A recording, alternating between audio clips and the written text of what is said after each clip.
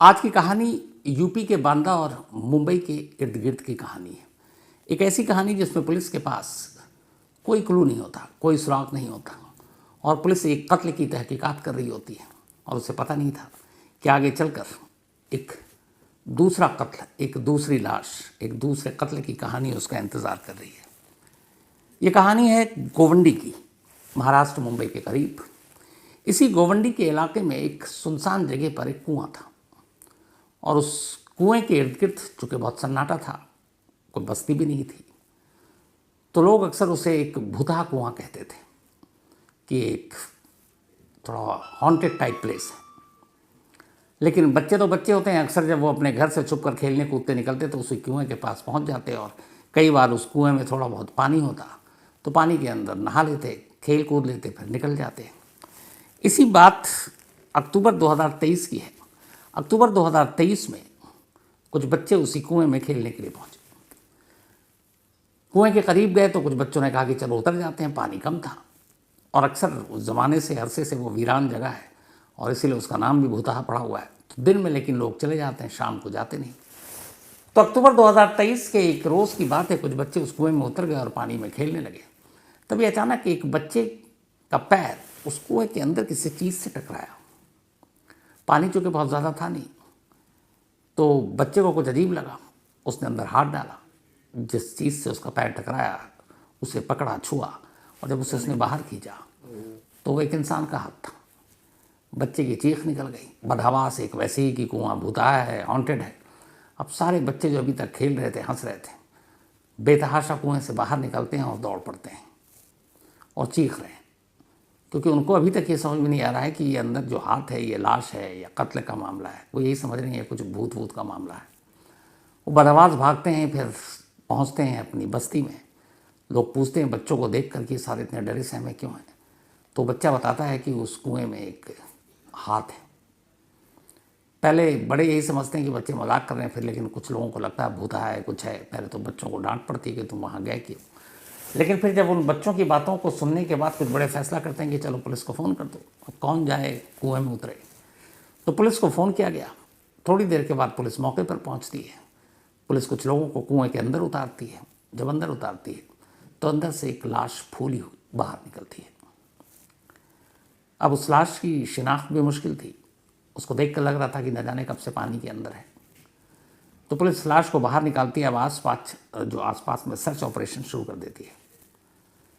आसपास में तलाश करते करते अचानक एक जगह पर पुलिस को कुछ खाली शराब की बोतलें मिलती हैं। कई लोग बस्ती के भी आकर, सुनसान इलाका था तो कभी कभी शराब पीने बैठ जाते। पुलिस को यही लगा, लेकिन फिर तलाश और किया तो देखा कि एक जगह और कुछ शराब की बोतलें हैं और एक छोटा सा बैग है। उस बैग में एक पर्स है। पुलिस की आंखें चमकी कि शायद इसमें कुछ सुराग हो। पुलिस ने सारी चीज़ें टटोल ली, लेकिन ऐसी कोई काम की चीज़ मिली नहीं। न कोई आईडी, न शिनाख्ती कार्ड, न कोई और जिससे मरने वाले की शिनाख्त हो सके। पुलिस ने पर्स खोला, उसमें से सिर्फ एक कागज़ का एक टुकड़ा था और उस कागज़ के टुकड़े पर एक मोबाइल नंबर लिखा हुआ था।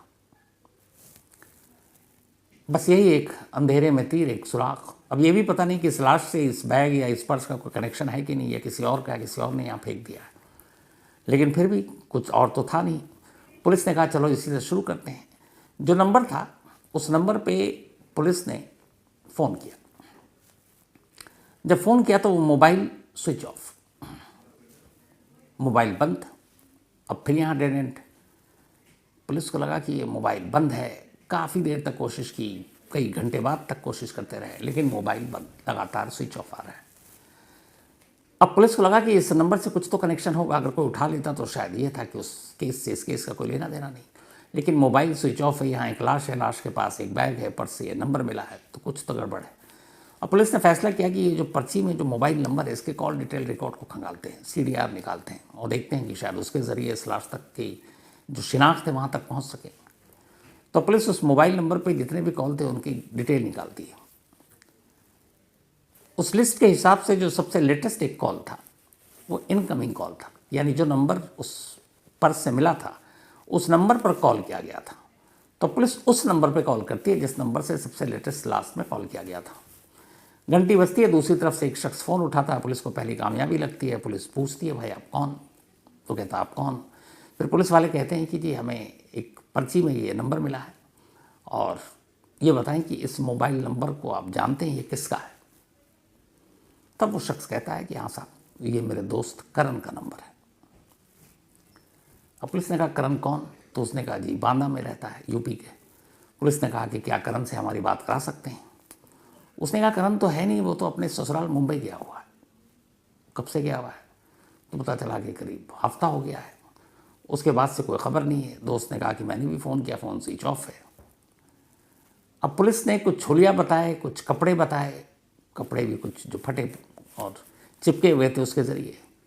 तो करण ने कहा कि हाँ ये कपड़े तो उसी के लगते हैं। पुलिस ने फिर उस लाश की तस्वीर भेजी, पहने हुए कपड़ों की तस्वीर भेजी। उसके दोस्त ने पहचान लिया। उसने कहा साहब ये तो मेरे दोस्त करण है। अब मरने वाले की शिनाख्त हो चुकी थी। पुलिस की एक टीम पहुंचती है बांदा। बांदा में करण के घर जाती है और पूछताछ करती है कि भाई अब बांदा के रहने वाले मुंबई या गोवंडी में क्या कर रहा है करण। तो बताते हैं कि साहब अभी इसी अक्टूबर के फर्स्ट वीक में वो पहली बार अपनी बीवी के साथ अपने ससुराल गया था, गोवंडी मुंबई। उन्होंने कहा उसकी पत्नी कहाँ है? तो बोला वो तो दोनों वहीं होंगे। अब हमें भी पता नहीं ये कुएं तक कैसे पहुंचा। फिर पुलिस ने पूरी कहानी सुनी तो पता चला कहानी ये थी कि करण और गुलनाज, इन दोनों की मुलाकात बांदा में हुई। गुलनाज का परिवार, गुलनाज के कुछ रिश्तेदार कभी बांदा में रहा करते थे। वैसे गुलनाज रहने वाली थी मुंबई की, तो वो अक्सर बांदा आती अपने रिश्तेदारों से मिलने के लिए। इसी बांदा आने जाने के दौरान एक रोज़ उसकी मुलाकात करण से हुई। दोनों लगभग हम उम्र। फिर दोनों में दोस्ती हुई और प्यार हो गया। लेकिन यहाँ मामला दो धर्मों का था, हिंदू और मुस्लिम। दोनों ही घर वाले शादी करने के लिए तैयार नहीं थे। लेकिन किसी तरह करण ने समझाया, पढ़ा लिखा करण, गुलनाज भी पढ़ी लिखी। करण के घर वालों ने कहा कि ठीक है, जब बच्चे खुश हैं तो कोई बात नहीं, हम धर्म और जात पात नहीं देखेंगे। करण के घर वालों ने उन दोनों की शादी करा दी, लेकिन गुलनाज के घर वाले नहीं माने। अब इसके बाद ये शादी हो गई और गुलनाज ने भाग कर शादी की। अब इधर गुलनाज गई तो थी बांदा, लेकिन उसके बाद लौटी नहीं। रिश्तेदारों से पता चला कि वो तो मुंबई कह कर गई है, उसके बाद आई नहीं। अब घर वालों को फिक्र। थोड़ी देर के बाद या काफ़ी खोजबीन के बाद उन्हें एहसास हुआ कि वो कहाँ हो सकती है। फिर आखिरकार एक रोज़ उन्हें पता चल गया कि दोनों बांदा में इन्होंने शादी कर ली है। इस दौरान गुलनाज ने अपनी माँ को कांटेक्ट कर काफ़ी मनाने की भी कोशिश की, लेकिन माँ मानी नहीं। माँ को ये डर था कि बाप को बताएंगे तो गुस्सा आ जाएगा। लेकिन इन सारी चीज़ों के बीच में आखिरकार उन दोनों ने शादी कर ली। लेकिन गुलनाज का परिवार इस शादी के लिए तैयार नहीं था। अब शादी के बाद चूँकि करण का परिवार रिश्ते को अपनी मंजूरी दे चुका था, तो गुलनाज और करण अब बांदा में रह रहे थे हंसी खुशी। इधर गुलनाज का परिवार मुंबई में इंतज़ार कर रहा था कि इन दोनों का कुछ पता चले। आखिरकार फिर उन्हें पता चल गया। तो एक रोज़ गुलनाज के फादर ने गुलनाज को फ़ोन किया और कहा कि देखो, तुम लोगों ने हमारी मर्ज़ी के ख़िलाफ़ शादी की है। अब जो हुआ सो हुआ, इज़्ज़त की बात है रिश्तेदारों में, परिवारों में, तो कम से कम अब बेटी को ढंग से तो विदा करें। तो इसीलिए तुम अपने शौहर को लेकर आ जाओ मुंबई। फिर करण से भी बात की, कहा चलो गुस्सा तो था लेकिन तुम्हें माफ़ कर दिया, अब तुम आओ। शादी के बाद लड़की को अपने घर आना होता, मायके तो लेकर आओ। करण खुश, गुलनाज खुश कि चलो अब दोनों परिवार मान गया, ज़िंदगी बहुत खुशगवार अच्छी गुजरेगी। तो गुलनाज को लेकर अक्टूबर 2023 में बड़ी खुशी खुशी मुंबई पहुंचता है। इसके बाद वो अपने ससुराल पहुंचता है।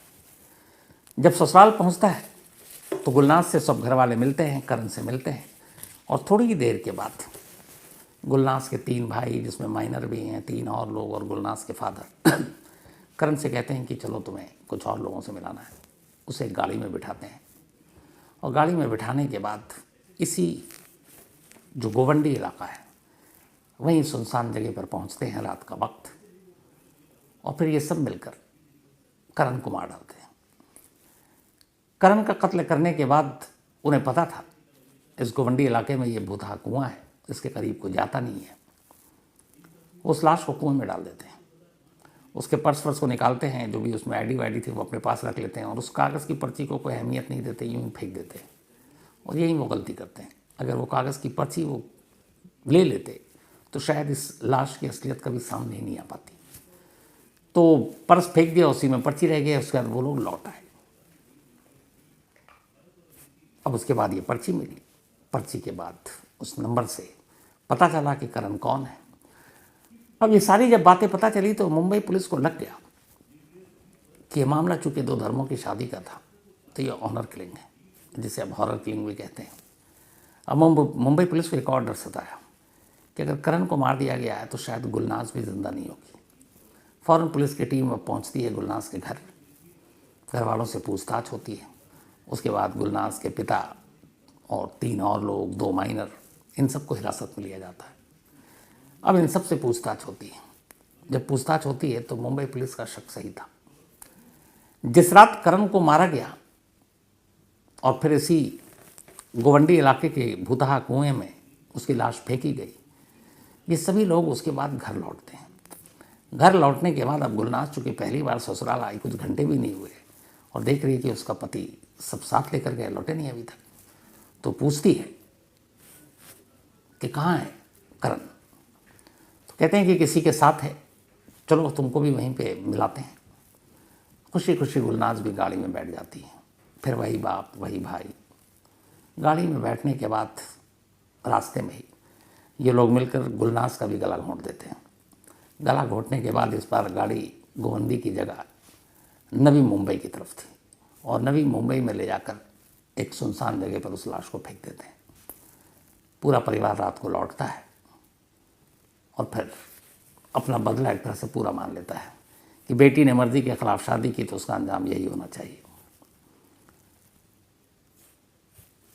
और इस तरीके से करण और गुलनाज दोनों जो खुशी खुशी आए थे कि शायद उनका परिवार अब एक्सेप्ट कर लेगा, मान लिया है, उन्हें पता नहीं था, ज़रा सा भी अंदाज़ा नहीं था इस खतरे का, और दोनों अपनी जान गंवा देते हैं। पता नहीं लोग इस हद तक कैसे आगे बढ़ जाते हैं कि बच्चों की जान भी ले लेते हैं। सभी लोगों को पकड़ा गया। इसके बाद इन्हें जुडिशियल कस्टडी में भेजा गया। चार्जशीट दाखिल हो चुकी है, ट्रायल शुरू हो चुका है, लेकिन अभी शुरू हुआ है। अब मुकदमे का फैसला कब होगा, कब आएगा, फैसला आखिरी किसी को नहीं पता। लेकिन नवंबर 2022 में इन लोगों की शादी हुई थी, गुलनाज और करण की, और अक्टूबर 2023 यानी लगभग 11 महीने बाद इन दोनों को गुलनाज के ही घर वालों ने मार डाला। ये थी आज की कहानी। देखा आपने कैसे एक छोटी सी पर्ची के द्वारा ये पकड़े गए। तो ये कहा जाता है कि चोर या कातिल कितना भी शातिर क्यों ना हो, कहीं ना कहीं एक छोटा मोटा सुराग छोड़ ही देता है, और वही गलती इन लोगों ने की। एक छोटी सी पर्ची इन लोगों ने जैसे ही छोड़ दी और उसी पर्ची से इनकी जो करतूत है वो सब पकड़ी गई। तो कैसी लगी आपको कहानी, कमेंट में ज़रूर बताना। आगे भी ऐसी कहानी मैं लाता रहूँगा। चैनल को लाइक कर दीजिए, सब्सक्राइब कर दीजिए, शेयर कर दीजिए। धन्यवाद। फिर मिलते हैं एक और कहानी के साथ। नमस्कार।